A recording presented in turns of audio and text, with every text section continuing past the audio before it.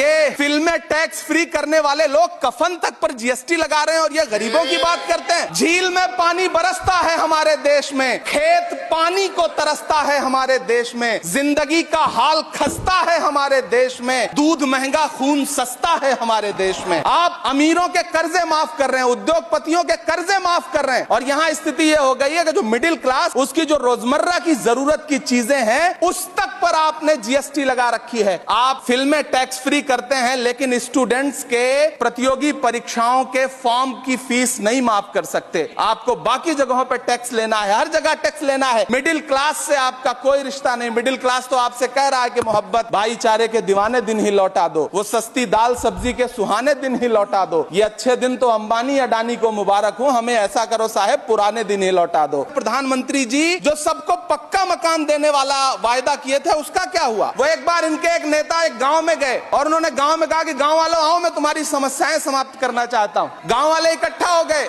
नेताजी ने गांव वालों से कहा बताओ तुम्हारी 2 समस्याएं बताओ, मैं दोनों समस्याओं का यहीं पे समाधान करूंगा। तो गांव वालों ने कहा साहब हमारी पहली समस्या है कि हमारे यहाँ कोई हॉस्पिटल नहीं है। तो नेताजी ने मोबाइल निकाला, कहीं फोन मिलाया और मिला के फोन पे पता नहीं क्या कुछ कहा कि यहाँ गांव में हॉस्पिटल नहीं है, हॉस्पिटल तुरंत यहाँ हॉस्पिटल चाहिए। गांव वाले खुश हो गए कि 1 मिनट में यहाँ हॉस्पिटल आ रहा है। अगली समस्या के बारे में उन्होंने नेताजी ने गांव वालों से कहा कि मैंने आपकी पहली समस्या समाप्त कर दी, दूसरी समस्या बताओ। तो गांव वालों ने कहा साहब इस गांव में कोई भी मोबाइल का नेटवर्क ही नहीं है। ये है इनके काम करने का तरीका, ये है झूठ बोलने का तरीका।